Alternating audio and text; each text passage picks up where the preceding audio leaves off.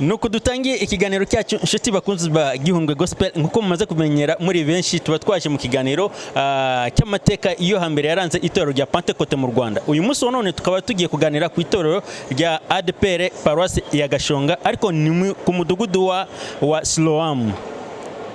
Shuti bakunzi ba Gihundwe Gospel, reka tubakire ndetse tunabahereza ikaze kuri uyu munsi none mu kiganiro cyacu mumaze kumenyera muri benshi. Uyu munsi none tukaba tugiye kuvuga ku giterane cyabaye mu itorero rya Siloamu hariya kuri Paroisse ya Gashonga, aho hari hatumiwe korali Umucyo yahariya mu itorero rya Kamembe, korali Umucyo yahariya Yerusalemu, aho bageze rwose bakora igiterane kirashyuha, ibintu biba byiza cyane, ariko bisha abadayimoni ariko simbabajwe nuko bisha abadayimoni nuko babiciye rimwe. Nicyo kintu cyambabaje, ahubwo nashaka ko bagenda babica buhoro ngo abadayimoni bashi. Mukunda kumva barokore bavuga ngo abadayimoni bashi, ariko babatwikiye rimwe. Numvaga nshaka ko bagenda babatwika gake gizo ubwo barangirije, ariko babarangirije rimwe. Ariko rero shiti bakunze ba Gihundwe Gospel, nuko ejo byari bimeze, wari umuriro byari bikomeye cyane hariya mu itorero rya Siloamu muri Paroisse ya Gashonga. Iriya korali Yerusalemu,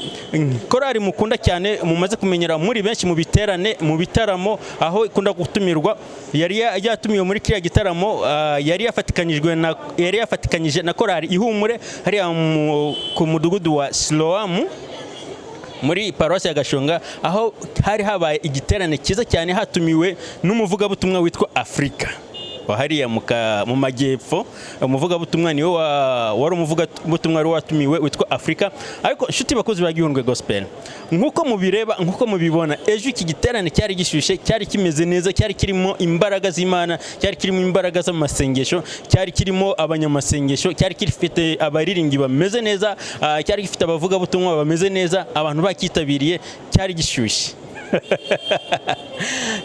Nkuko mubisanzwe mubizi, ahantu ngaha ntago tujya tuhabura, ntago tujya duhatangwa kuhagera ka Gihundwe Gospel kugira ngo tuze kubamenyesha, tuze kubabwira uburyo byagenze nk'abantu mutashoboye kuhagera, n'abantu mwagize impamvu runaka zatumye mutahagera, kandi n'abantu bamenye ko korali yanyu yagiye ahantu mukasigara muyisengera. Ni byiza ko tuba tugomba kubagirayo kugira ngo tuze kubamenyesha, tunabereke uburyo byari byagenze. Iyi korali rero, korali Yerusalemu, korali Umucyo yahariya mu itorero rya Yerusalemu Kamembe, korali izwi hari nk'indirimbo ejo baririmbye mu bantu b'Imana mwe yitwa Sogokuru. Abantu benshi tumaze kumenya indirimbo irazwi kandi irakunzwe cyane, yitwa Sogokuru. Nkuko mugiye kuyikurikirana ku mashusho yacu, reka ne kuvuga byinshi, reka ubaze mukurikire iyi ndirimbo murebe n'uburyo iyi korali byari bimeze. Ndagira ngo mbarajye umurage utabasha kugajuka, icyeri wacu Rwanda, yego Rwanda rwa Gasabo, Rwanda rw'imisozi igihumbi, bana banjye twari dufite Imana, harimo Ryangombe, harimo Nyabingi. Izo mana tukazitambira ibitambo, tukazitaramira, tukazitura amaturo, bana banjye tukazita Imana z'i Rwanda. Sogoko, yego mwana wanjye, izo mana mwataramiye zajyaga zivugana namwe zikabaha amasezerano akazasohora Sogoko? Reka mwana wanjye, ntawavuganaga n'abakurambere, izabaga iyo hirya mu kirambi, tukarya inka tukazizanira igihanga, abana banjye twari dupfuye. Ariko mu mwaka w'1940, nubwo hari andi madini avuga iby'Imana, haza ubutumwa bwiza bushorewe n'Umwuka Wera. Batubwira Yesu Kristo wakomotse mu rubyaro rwa Dawidi, bana banjye. Nguwo ntiyatekereje ko kugumana n'Imana ari ikintu cyo kugundirwa, abana banjye. Aremera yisiga ubusa, yambara kamera k'umuntu, ntiyanga no gupfa urupfu rubi, urupfu rwo ku musaraba, abana banjye. niko gasura mutubonana naho ubundi twari dupfuye. Ndatinze ndagira ngo mbabwire, uyu mwami nimutamuta ntazabata, nimutamusiga ntazabasiga. Imvi zizarinda ziba uruyenzi bana banjye, akibahetse ku mugongo. Sogoko, yego mwana wanjye, uyu murage muturaze, yego n'umurage ukomeye. Turakwizeza ko yego daye iyi Mana iyi nyine ivuze natwe tuzayikurikira. Ndabona iminsi igenda ihita mwana wanjye, imvi zacu natwe sogoko zizaba uruyenzi nguko kumeze. Yego mwana wanjye, iyi Mana ikiduhetse ku mugongo wayo. Yego bana banjye, murakoze nimugira amahoro bana banjye. Yego.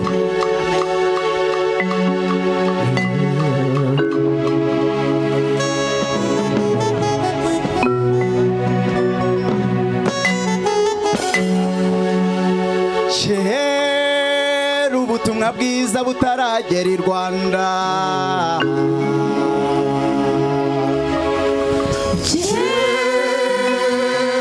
ubutumwa bwiza butaragera i Rwanda.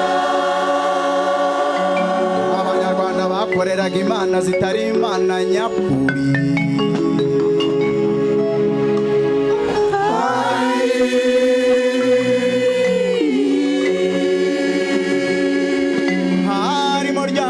Nyabingi n'izindi mana,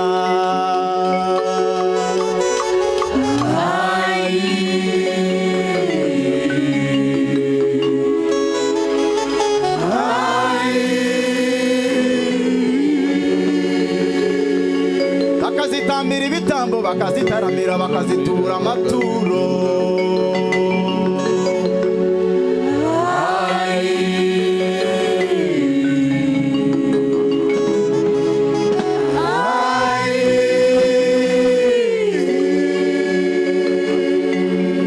Bakazita imana z'i Rwanda kuko bari mu mwijima.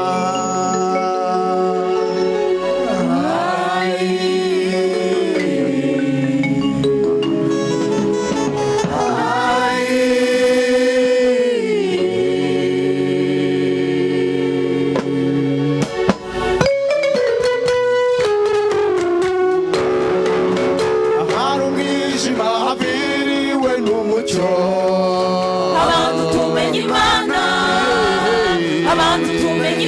Nyakuri uwo muco wabiriye abantu ware Kristo.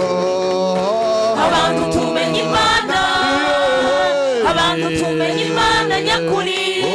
Twari dupfuye tuzize ibyaha byacu, ubuntu nibwo bwadukijije. Kubw'akavukire yacu twarabo kugirirwa umujinya nk'abandi bose. Ubuntu nibwo bwadukijije, ubuntu nibwo bwadukijije. Twagenderaga mu mwijima ntitwari tuzi Imana rugira. Ubuntu nibwo bwadukijije, ubuntu nibwo bwadukijije. Namwe yarabasuye mwebwe abari bapfuye.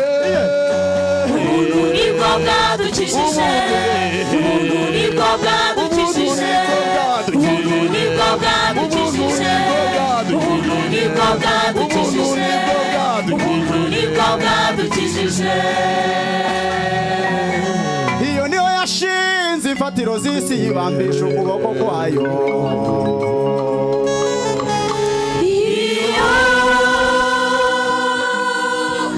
Niyo Mana rurema,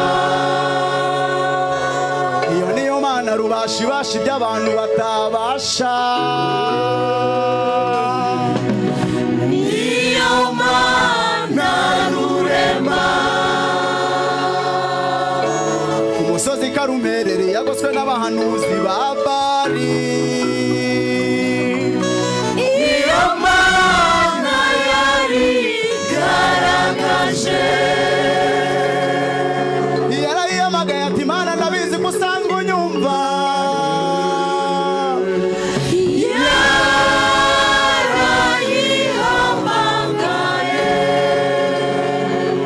Yarayiyamagaye ati Mana ya Aburahamu, ina Isaka na Yakobo.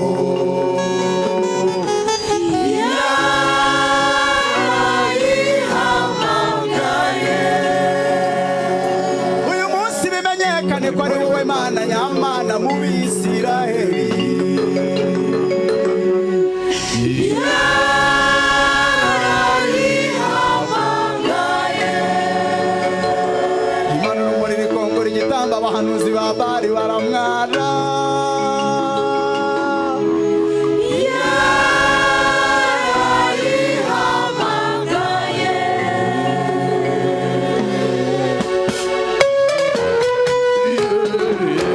igaburira abashonje ikambika wambaye ubusa abantu tumenye Imana abantu tumenye Imana nyakuri iyo niyo ijya kuba ishimwe na rugero abantu tumenye Imana abantu tumenye Imana nyakuri niyindega barambiwe ikabongerera imbaraga abantu tumenye Imana abantu tumenye Imana nyakuri abantu tumenye Imana abantu tumenye Imana nyakuri abantu tumenye Imana abantu tumenye Imana nyakuri abantu tumenye Imana abantu tumenye Imana nyakuri abantu tumenye Imana abantu tumenye Imana nyakuri abantu tumenye Imana abantu tumenye Imana nyakuri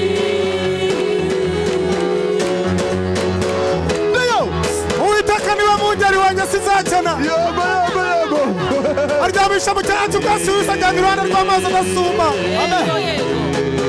asubiza irajya mu bugingo bwanjye barizira gukiranuka ku bw'izina rye inama mu gikombe cy'igicucu cy'urumusi zatuye ikibi cyose kuko ndi kumwe nawe ishimba yawe n'inkoni yawe nibyo bimpumuriza untunganiriza ameza mu maso y'abanzi wanjye usize amavuta mu mutwe igikombe cyanjye kirasesekara inukuri kugirirwa neza n'imbabazi ze bizanyuma y'iminsi yose nkiriho inange nzaba mu nzu y'Uwiteka iteka ryose ababyeyi nimuyimpunde Imana yacu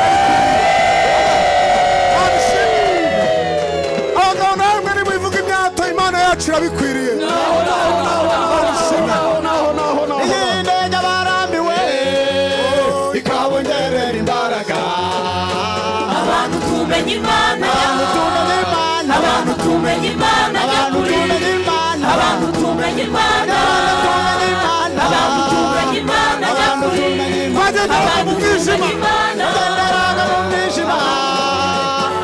ubuntu nibwo bwadukijije ubuntu nibwo bwadukijije ubuntu nibwo bwadukijije namwe yarabasuye ubuntu nibwo bwadukijije namwe yarabasuye mwebwe abari bapfuye ubuntu nibwo bwadukijije ubuntu nibwo bwadukijije ubuntu nibwo bwadukijije ubuntu nibwo bwadukijije ubuntu nibwo bwadukijije ubuntu nibwo bwadukijije ubuntu nibwo bwadukijije ubuntu nibwo bwadukijije ubuntu nibwo bwadukijije abantu tumenye Imana ubuntu nibwo bwadukijije ubuntu nibwo bwadukijije abantu tumenye Imana abantu tumenye Imana abantu tumenye Imana abantu tumenye Imana abantu tumenye Imana abantu tumenye Imana abantu tumenye Imana abantu tumenye Imana abantu tumenye Imana abantu tumenye Imana ubuntu nibwo bwadukijije ubuntu nibwo bwadukijije ubuntu nibwo bwadukijije ubuntu nibwo bwadukijije ubuntu nibwo bwadukijije ubuntu nibwo bwadukijije ubuntu nibwo bwadukijije ubuntu nibwo bwadukijije ubuntu nibwo bwadukijije ubuntu nibwo bwadukijije ubuntu nibwo bwadukijije ubuntu nibwo bwadukijije ubuntu nibwo bwadukijije ubuntu nibwo bwadukijije ubuntu nibwo bwadukijije ubuntu nibwo bwadukijije ubuntu nibwo bwadukijije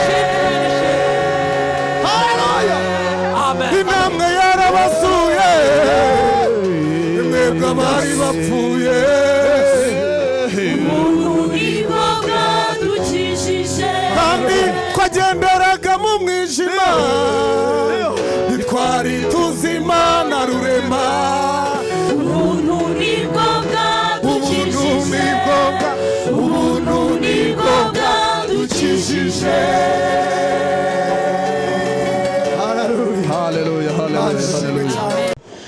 Ni byiza cyane inshuti bakunze ba Gihundwe Gospel, mu birori by'abana b'Imana iyo bateranye baratarama, bavuga Imana, bavuga gukomera ku Imana, bagasahabana mu buryo bw'umwuka, bakungurana ku bw'ijambo ry'Imana, ubona ko ari ibintu byiza cyane. Ni muri ubwo buryo rero ejo wabonaga uyateraga akakorasi, undi nawe akikiriza, undi rukabura gica rwose, ukabona abantu bibereye mu mwuka, bagiye mu mwuka, ibintu byabaye byiza, byabaye uburyohe.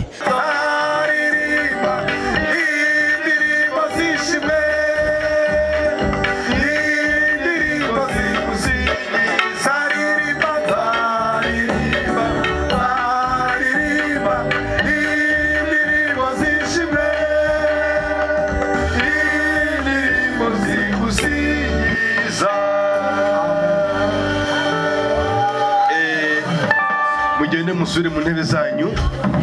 Noneho mpropose kameramani gufata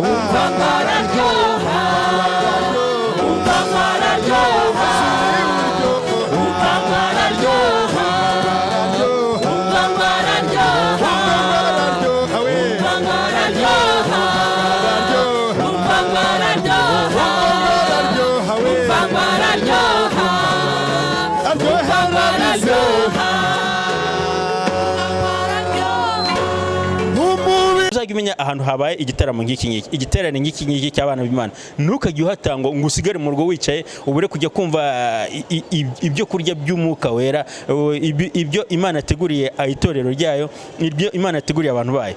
Murakoze rero inshuti bakozi ba Gihundwe Gospel, mukomeze mukurikirane uko iki giterane ejo cyari kimeze hariya mu itorero rya ADPR Gashonga.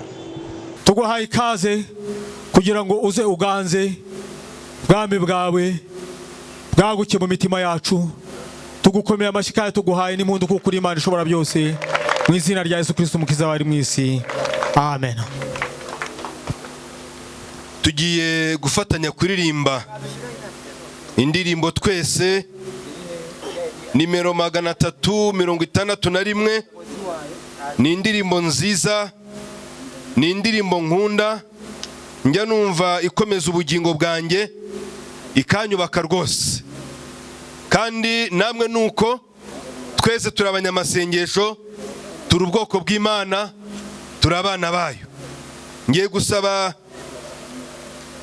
korali y'abasangwa, korali Humure, abari bugufi baze kuri mikoro, dufatanye n'ababoneka bamwe mu banyamasengesho ba hano, baze bajye kwiza mikoro kugira ngo dufatanye kuririmba indirimbo twese.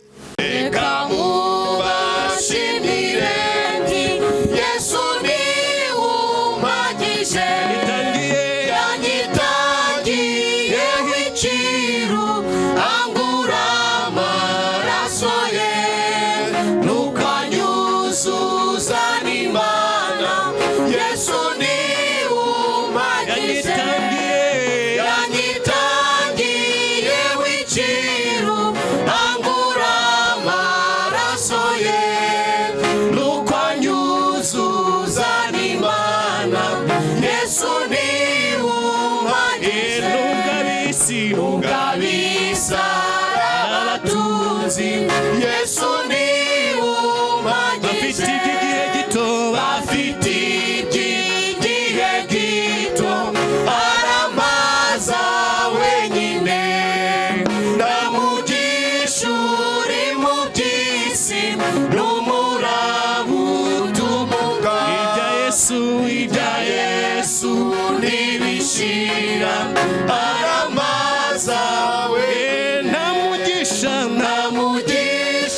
uri mu by'isi, n'umuraba utumuka.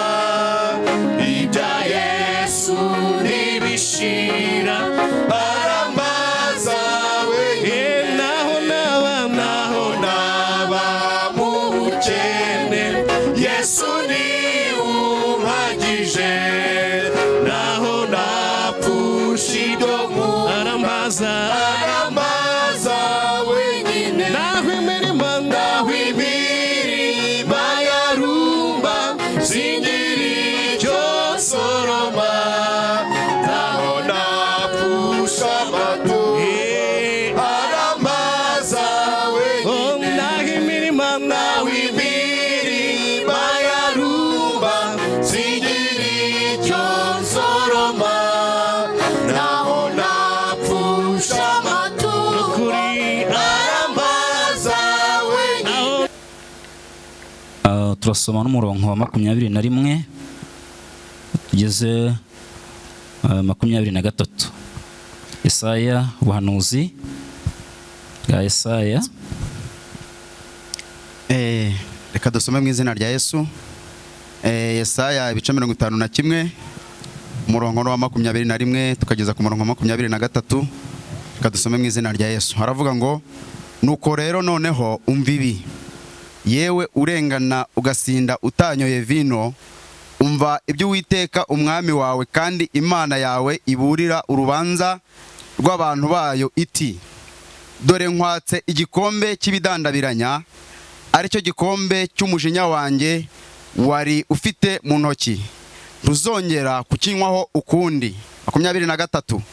Ngishyize mu biganza by'abakurenganyaga, bakakubwira bati rambarara tukugende hejuru, nawe ugatega umugongo wawe nk'ubutaka cyangwa nk'inzira y'abagenzi. Imana yacu yabwe icyubahiro. Subiramo. Reka dusubiremo.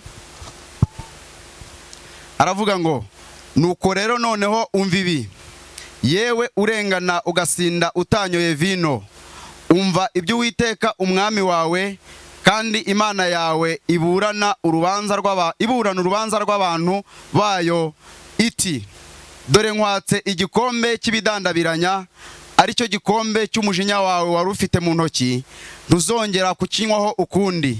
Ngishyize mu biganza by'abakurenganyaga, bakakubwira bati rambarara tukugende hejuru, nawe ugatega umugongo wawe nk'ubutaka cyangwa nk'inzira y'abagenzi. Imana yacu yabwe icyubahiro. Shalom, shalom. Yesu ashimwe. Kubaje nyuma, amazina nitwa Misago Kiza Emmanuel, twaturutse muri paruwasi ya Kamembe mu itorero rya Yerusalemu, niho dukorera umurimo w'Imana. Ndi umuvugabutumwa, intashyo twazitanze, ariko n'ubundi mukomeze muzakire z'itorero ryose. Iri jambo ni ubuhanuzi bwa Yesaya. Yesaya yabaye umuhanuzi, kandi mu bahanuzi twita bakuru na Yeremiya, ngira ngo ni abahanuzi bafite amateka maremare ntituri buyavugeho, ariko iki gice tumaze gusoma ni igice cy'ubuhanuzi bwa Isirayeli. Imana yari ivugiye ko igiye kongera kubagarukaho, ikabagirira imbabazi nyinshi, aho bari baratataniye mu bibazo byinshi bari barimo mu mahanga, aho batataniye, aho abanzi babo babafatagaho ijambo ko Imana yabataye. Hanyuma Imana rero n'urukundo yongera ifata umwanzuro ko hari isezerano Imana yari yarahaye Aburahamu, iramubwira ngo ntabwo nzaguta, sinzakureka. Iryo sezerano rirazamuka rigera no kuri Salomo. Isezerano rirazamuka ivuga ko itazata ubwoko bwayo nubwo bayita, ariko ko igihe cyose bazayigarukira nayo ko izabagarukira. Bari bari mu bibazo byinshi bitandukanye, niho habonetse iri jambo ry'ubuhanuzi. Mu karengane bari barimo, barenganwa n'abanyamahanga, Imana iravuga ngo tega ugutwi yewe urengana, ugahungabanwa n'imiyaga n'imiraba, kandi ugasinda utanyweye vino. Hanyuma abanzi bawe bakakuvugiraho, bakavuga ngo rambarara tukugende hejuru. Imana ifata icyemezo, iravuga ngo guhera uyu munsi ntibazongera, ntabwo bazongera, ahubwo igikombe wanyweragaho ndakikwatse. Igikombe cy'umubabaro, igikombe cy'agahinda, igikombe cy'amaganya, igikombe cyo kurengana, igikombe cyo gutotezwa, ndakikwatse. Ngikuye mu biganza byawe. Uyu munsi ngishyize mu maboko y'abari bagufiteho ijambo, bakakubwira ngo rambarara tukugende hejuru. Kubera ko nawe uri mu gihe cyawe ukabyemera ukarambarara, ariko guhera uyu munsi ntibizongera. Haleluya, haleluya. Dufite Imana igifata umwanzuro. Imana ishimwe. Imana igifata umwanzuro ntawe ibajije. Nubwo abanzi baterana ari benshi, bagakora inama, bagahana amakuru, ariko dufite Imana Data wa twese, umuremyi w'isi n'ijuru, itagica kwa nyokorume no kwa nyogosenge no kwa mubyara wawe, idaca ku muyobozi w'umudugudu n'uw'isibo. Iyo ishaka gutabara igatabara. Imana ishimwe. Dufite Imana itagitinya kwinjira mu nzu y'imfubyi n'umupfakazi, ikavuga ngo igikombe wanyweragaho cy'umubabaro nguhaye guseka nawe useke. Imana ishimwe. Uyu mwanya dufite tugiye gusenga Imana, ariko nari ndimo nibaza nijoro, nafashe akanya ndimo nsenga, ninginga Imana. Izi ngendo zihagurutse vuba muri iyi minsi, korona yari yabihagaritse. Noneho ndibaza ngo mbese ko twamwe tugenda tugatanga amatiki menshi, korari yakoze ingendo nyinshi za Kigali, Gitarama, hehe hatandukanye. Ndavuga ngo hariya muri iriya torero ni iki cyaba kitujyanye? Hari ibiterane bihari, hari amateraniro atandukanye, ariko ntekereza kuba duhagurutse, ndavuga ngo byari bikwiye ko nibura tugize umugisha ku Mana Data wa twese, nubwo hariho n'ibindi byinshi bitandukanye. Uyu munsi Imana ikaduha abakizwa, ngewe reka mvuge bakeya, ariko Imana izi byinshi. ikaduha abakizwa bakihana bakakira umwami Yesu nk'umwami n'umukiza. Ibyo ni Imana ibikora. Hanyuma muri iri jambo dusomye ndashaka kuvugamwo amagambo atatu, hanyuma dusenga Imana. Hariho inyigisho umuntu ashobora kuza kubwira abantu ngo Imana irakiza, iratabara, muzabona amahoro, muzabona ibyishimo, muzagira gute. Okay, birumvikana. Hanyuma abantu bakabyumva, bakaza bazanywe no kumva ko Imana igiye kubatabara, bagiye gukira akaga, uburwayi, ubukene, inzara n'ibindi byose. Bakaza bataje ku mwami Yesu Kristo kugira ngo bakize. Ariko suko n'ubundi Imana idakiza ubukene. Mu Mana harimo gukira ubukene, harimo gukira inzara, harimo gukira akaga, harimo gukira amakuba. Ubu buhanuzi Imana Data wa twese yabwiye Abisirayeli, naringize ngo nkubwirire ijambo ko Imana yakuntumyeho umubabaro umaranye iminsi, agahinda umaranye iminsi, akaga n'amakuba. Bamwe bagasinzira muryamanye, wowe ntusinzire kubera kubura ibitotsi, kubera ibibazo. Imana yambwiye ngo nkubwire ngo icyo gikombe cy'umubabaro ikigukuye mu ntoki. Reka duhereze Imana yacu icyubahiro, tuzamura amaboko. Hanyuma kandi ntabwo ndi butinde, ndagira ngo dusenge Imana. Imana irashoboye. Ibyo abantu badashoboye Imana irabishoboye. Ibyo abantu badatekereza ko byakubaho, byakugeraho, amateka yahinduka, ni ukuri Imana irayahindura. Irayahindura, ndi umugabo wo kubihamya. Ndagira ngo dusenge, muhaguruke dusengere ibyifuzo.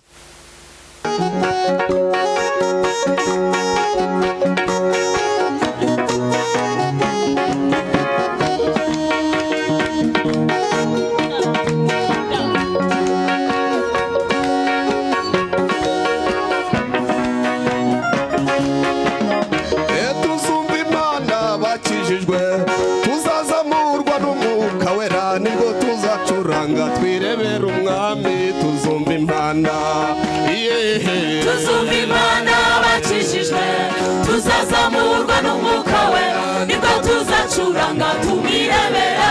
Tuzumva Imana, tuzumva Imana torero mwe, tuzumva Imana abayobozi, tuzazamurwa n'umwuka wera, nibwo tuzacuranga twirebera Jehova. Tuzumva Imana, tuzumva Imana bakijijwe, tuzazamurwa n'umwuka wera, nibwo tuzacuranga tumwirebera.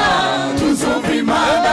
abanyamadini bajya baduseka ngo ni ubusinzi cyangwa uburara, kandi ari Yezu waturaritse ayiwe. Tuzumva Imana, Tuzumva Imana bakijijwe, tuzazamurwa n'umwuka wera, nibwo tuzacuranga tumwirebera.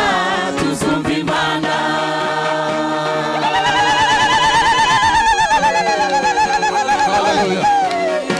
Haleluya.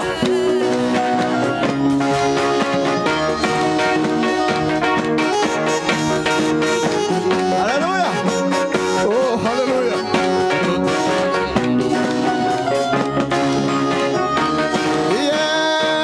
Hariho bamwe bajya baduseka, bakatureba bakatunegura, kandi ntibamenye yuko dufite ibanga.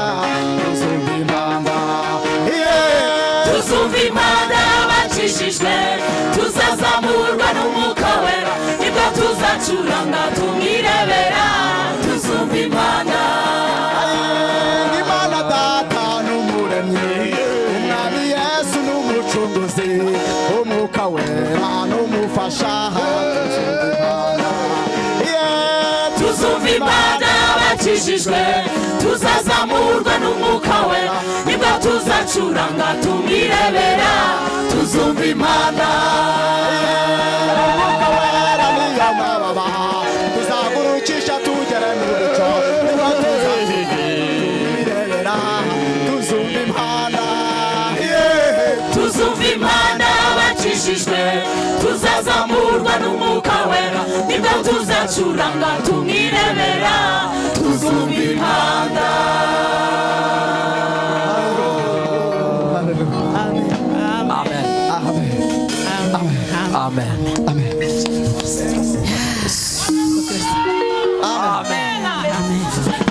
Murakoze rero inshuti bakunzi ba Gihundwe Gospel, reka tubashimire umwanya wanyu n'inama n'ibitekerezo byanyu mudusangiza iyo mukurikira ibiganiro byacu, ndetse n'uburyo mugira uruhare kubisangiza benshi batashoboye tutaba twashobora kubigezaho ariko mukabigiramo uruhare. Reka tubashimire byimazeho n'uburyo n'inkunga yanyu n'uruhare rwanyu mugira kugira ngo ibiganiro bishobore kugera kuri benshi. Imana ibahereze amahoro n'umugisha. Mwari kumwe nanjye Niyogakiza Josue, umutambyi mu batambyi.